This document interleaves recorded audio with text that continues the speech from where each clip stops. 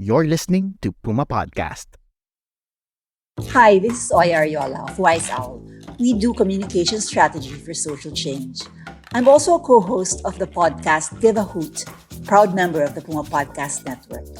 Today, I'm sharing with you a conversation I had with Nini, who's doing wonderful work on a project that thinks strategically about the impact and sustainability of advocacy work in human rights and social issues. So my name is Nini Oñate. I'm the Managing Director of Dakila, Philippine Collective for Modern Heroism. I really wanted to talk to you, because I'm so interested in Commune, this parang program that you're running. I know very generally about it, no? Pero can you tell us more about what you're doing? Okay, so Commune is a program that we have. We're implementing this, Dakila, along with Dakila's Human Rights Center, which is Activista. And then we also have the Asia Foundation. So Commune is our community in the human rights sector. So ang gusto natin gawin sa Commune is that the HRDs or the human rights defenders have our community wherein we can share knowledge, we can share our skills, and we have a support system na hindi lang transactional yung ginagawa natin as a community. Kasi 'di ba parang sa world ng human rights or sa sector ng human rights, madalas dahil ang dami nating ginagawa, it's really, the engagement really happens when we only have specific advocacy projects or kung meron tayong pinaglalaban na pare-pareho on similar campaigns. But most of the time, the engagement ends when the project ends or the campaign ends. So parang we're left with just our own organizations, or kung hindi ka affiliated, wala kang peer. Alam mo yon. So the commune is really the community that we want our human rights defenders to have, na hindi lang tayo puro work, but we also get to share a lot of things at mag-hangout, ganyan. So yun ang commune. I see. And why is it important to have a continuing relationship with each other? So, it's really important to work together kasi kung iilan lang kayong gumagawa, mas yung impact niya is, 'di ba, parang mas matagal nating ma-reach yun kung ilan lang tayong gumagawa ng mga bagay. Whereas, if we work together, a lot of organizations, a lot of human rights groups are working together, mas malaki yung impact niya. Mas marami tayong natatap, may kanya-kanya tayong audiences, 'di ba? So, parang kumbaga the more the merrier. What kind of thinking led to Commune? Actually, even before siya mapangalanan ng Dakila na Commune, and of course, along with the help of the Asia Foundation, we realized na mas lumalaki, mas lumalago yung efforts natin if we consciously work with our peers and we share what we know, and also we care or we provide peer support. So parang nanggaling talaga yung commune sa changing din yung behaviors natin, na sana mas actively tayong mag-work together. Kasi sa totoo lang, ang hirap ng alliance work. Kasi ang daming, 'di ba? Ang daming pag maraming organizations working together, sharing a common goal, pero ang hindrance kasi nun is to sustain the relationship. Kasi pag may gusto tayong gawin, dahil alliance siya, maraming kailangang daan ng proseso. So, sa commune, mas gusto natin na mas mana-navigate natin yung maraming processes and levels of decisions that has to be done. Mas, I guess, mas madali siyang or mas fluid siyang mangyayari if we have better relationship with each other. Kasi parang kung transactional lang, natapos na tayo, one-off, after nito, hindi ka na makahirit ng normal kasi, alam mo yun, mas resistant na yung ka-partner mo before, 'di ba, na mag-work ulit kasi naku, marami pa kaming gagawin. Whereas if we consciously share yung good relationship, mas suwabe siya. So it's really, I guess, yung relationship talaga na hindi lang tayo basta magkatrabaho, but we are friends, 'di ba? Working together on a common goal. So mas ganun yung gusto nating mangyari sa commune. And I suppose there's a big learning aspect benefit din to it, di ba, na you Yes. get to find out other parang tactics or methods or ways of working from others that you're exposed to more, and therefore you can improve your own work. Yes, definitely. Parang mas okay na maraming nagwo-work together kasi in a way nagbabago yung ways of working natin din when we improve our relationship with our colleagues. Kapagka maganda yung relasyon natin with our peers in the human rights community, mas napapalago din natin not only yung external relationships but also internal relationships. That also affects how we work. Meron din tayong takeaway to ourselves at maibabalik natin sa organization at nababago niya rin kung paano tayo sa loob ng mga kanya-kanya nating organizations. The commune kasi is born out of, yung goal din is to influence fellow advocates and activists to practice yung social and behavior change when we do our campaigns. So parang traditionally kasi 'di ba sa sector natin, hindi tayo gano'n ka-scientific when we do our work. So maraming nagiging implications 'yon sa work natin and also to us as individuals kasi we expect a lot from the projects or the advocacies, the campaigns that we wanna do. And most of the time dahil cultural change yung gusto nating baguhin and mga policies, hindi naman siya nangyayari ng isang bagsakan lang. Talagang mahabang-mahaba siya. And what's good about the community practice sa commune na gusto nating mangyari is when we follow a certain framework which is social and behavior change, we are able to manage how we communicate our advocacies and also how we manage ourselves as human rights workers. Kasi yun nga, di ba, parang very taxing na siya. And also at the same time, parang we get a lot of frustrations kapag hindi natin nakukuha agad yung gusto nating output. So if you are understanding of what the behaviors that you want to achieve and what the behaviors of your audiences, that you need to take off, parang mas madali siya for everyone. Okay, so what sorts of activities do you hold for this? So, meron tayong mga huddles. So, an example of a huddle is that one time we did a game night and then we've also done a wellness session.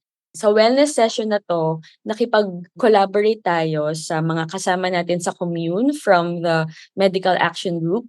So, dahil sila yung expert pagdating sa mental health, so yung ginawa nating wellness session is a wellness fair for our human rights workers. So meron tayong ginawang iba't ibang klaseng booth wherein the participants or the fair attendees can enjoy. The last learning session that we had was last year, October.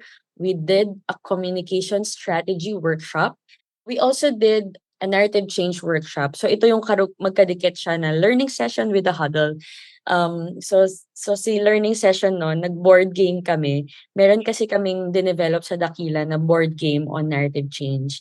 So Wow. yeah, yung goal ng board game na yon is to teach narrative change making in our advocacy work, in our campaigns, in a fun way. So, ang daming nag-enjoy habang nag-iinom kami, yung mga huddle ganyan, naglalaro lahat ng narrative change board games. Yun yung mga ginagawa natin sa huddle. And the huddle pala, ang isang main personality ng huddle, commune huddle, is that it has to be really fun and it has to be a platform for us wherein we can socialize, magkwentuhan tayo. Kung anong kwentuhan man yan, pwedeng mangyari yan over inuman, over magkape tayo kung gusto natin, or magturo tayo ng mga makeup session dyan. Pwede, anything goes.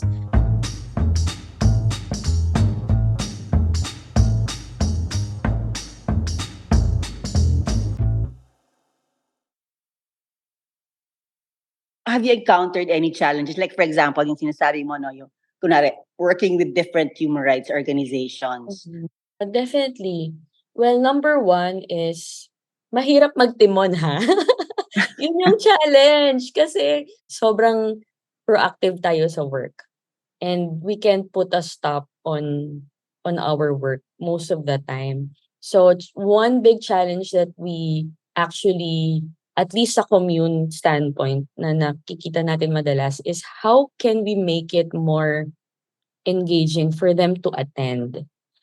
Kasi when we did the focus group discussion, may mga insights kasi kaming nakuha na kung yung mga activities mangyayari siya within office hours, baka mahirap mag-participate kasi ang dami naming ginagawa. Pero kung weekend din naman, gusto rin naman namin magpahinga. So parang the right balance on how to engage or how to invite commune members to be more participative of our activities. And then, I guess another struggle is, gusto kasi natin na while Dakila and Activista are the ones implementing this project, pero hindi lang ito sa Dakila and Activista. Gusto natin na sana itong buong human rights community meron ma-feel nila na sa atin ito lahat para actively madaling makipag-collaborate. Yun yung continuous naming ini-strive on na, sana maka-partner naman natin si ganito or baka may magandang idea si ganito. What about, meron na ba kayong mga case studies ng success? Like in collaboration or other aspects? Oh yeah, very much. Yung number one talaga na collaboration na best case study so far is yung with Medical Action Group. As in close collaboration na nag-organize with us nung Wellness Huddle. There are other organizations within that Wellness Huddle that actually also proactively collaborated with us. Parang it goes to show na willing sila. And this is our first step. So that's one. And then siguro pagka kinikilig kami kapag may mga nag-share sa amin ng mga kasama natin sa commune from different organizations na, sobrang happy kami dun sa ginagawa ng commune, or sila mismo yung nag-a-advocate na, mag-join kayo sa commune natin kasi ginagawa natin to. So parang yun yung, I guess, best case study kasi yun yung behavior change na gusto natin na mag-invite at mag-expand ng commune. Parang sila yung nagiging influencers ng commune. Yes, 'di ba? So, ang saya nung gano'n, nakakakilig.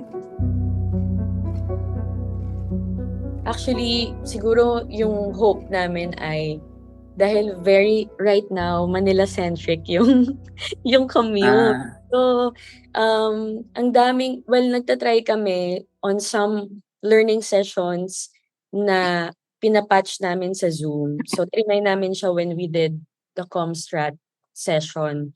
Kasi may mga kasama talaga tayo from Palawan, from Bacolod, na gusto talaga nilang mag-join. So, yun yung gusto naming mangyari. And hopefully, with the help of our collectives, Dakila collectives in different places of the Philippines, sana sila rin yung makapag-organize.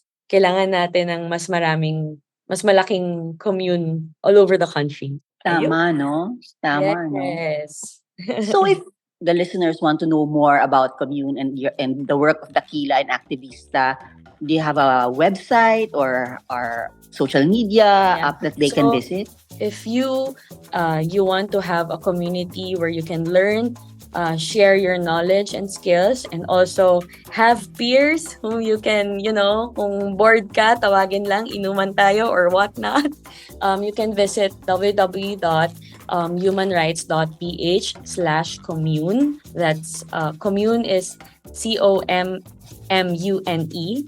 And then meron doon option wherein if you wanna be part of the newsletter, dun kami usually nagsisend out ng announcements, and we also share different knowledge products wherein you can use mga worksheets and parang guide on how you can use some frameworks like narrative change making, social and behavior change, and also yung mga ginawa na naming huddles before and learning sessions. Pwedeng i-download yon sa website. We also have a Telegram group chat.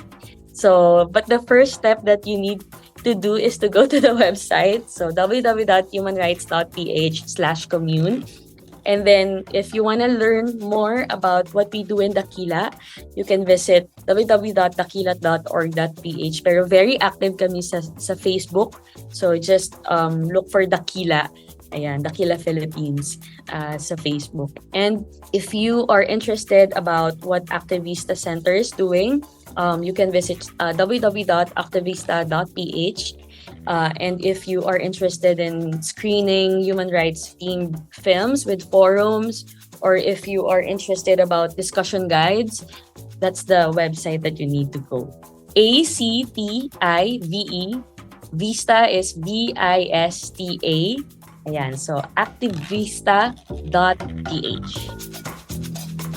I hope you enjoyed that conversation and maybe even picked up some insights from the commune. I think what they're doing is admirable. They're taking a long view in terms of the impact of human rights work and the welfare of advocates. And that's even while they continue to deal with urgent concerns on an almost daily basis. They are creating an environment and community that will make even day-to-day challenges and obstacles easier to hurdle. Again, this is Oya Arriola, co-host of the Give a Hoot podcast. This episode was produced by Jill Caro. Our senior news editor is Veronica Uy, and our audio editor is Freddy Blanco. If you enjoyed this episode, please give us a 5-star review wherever you get your podcasts. Thanks for listening.